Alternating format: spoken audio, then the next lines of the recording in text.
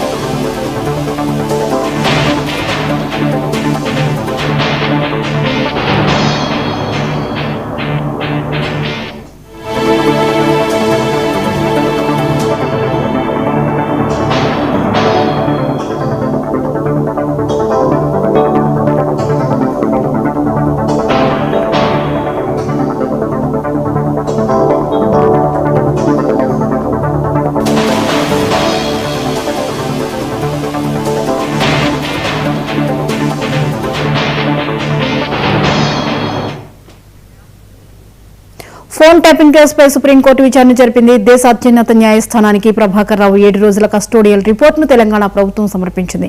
ఈ నెల 25 వరకు కస్టోడియల్ విచారణ పొడిగించినట్లు రాష్ట్ర ప్రభుత్వం తరపు న్యాయవాది కోర్టుకు తెలిపారు. ప్రభాకర్ రావు విచారణకు సహకరించడం లేదని వెల్లడించారు. మరోసారి కస్టోడియల్ విచారణ అవసరం ఉందని న్యాయస్థానం విచారణకు అనుమతి ఇవ్వాలని కోరారు. ఈ అంశంపై మరిన్ని అప్డేట్స్ ని లైవ్ లో అందించడానికి స్పెషల్ కరెస్పాండెంట్ రాజ్ కుమార్ సిద్ధంగా ఉన్నారు. రాజ్ కుమార్, చెప్పండి, ప్రభాకర్ రావు కస్టోడియల్ విచారణని పొడిగించినట్లుగా తెలుస్తోంది, వివరాలేంటి?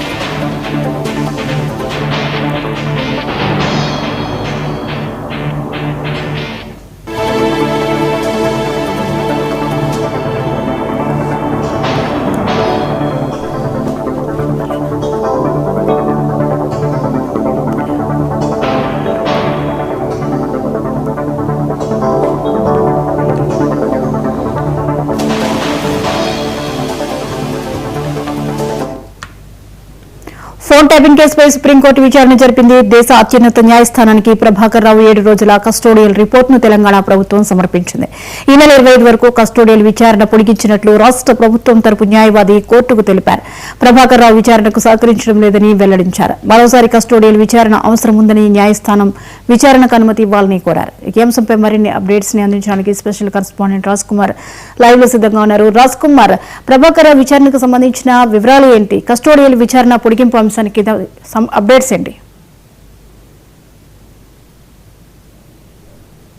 వ్యవహారంలో మాత్రం ఇప్పటివరకు నోరు కూడా ఇప్పడం లేదు. దీనికి సంబంధించి ఇప్పటికే ప్రభాకర్ రావును వారం రోజుల పాటు విచారణ చేసినటువంటి అధికారులు ఇప్పుడు మరోసారి, అంటే ఈ నెల 25 వరకు కూడా మరోసారి చెప్పడం జరిగింది. దీనికి సంబంధించి పూర్తిగా ఎలాంటి అంశం కూడా, అంటే బిజినెస్ మ్యాన్ కావచ్చు, పొలిటికల్ లీడర్తో పాటు జర్నలిస్టులు అందరినీ కూడా ఫోన్ ట్యాపింగ్ వ్యవహారంలో కూడా చేసిన నేపథ్యంలో ఎటువంటి సమాచారం కూడా ఇవ్వకుండా దాటవేసే కార్యక్రమం చేశారు. కాబట్టి సుప్రీంకోర్టును మరోసారి, అంటే రాష్ట్ర ప్రభుత్వం తరఫున కస్టోడియల్ విచారణ ఈ నెల 25 వరకు కూడా తీసుకోవాల్సిన అవసరం ఉందని కూడా రాష్ట్ర ప్రభుత్వం తరఫున కూడా చెప్పడం జరిగింది.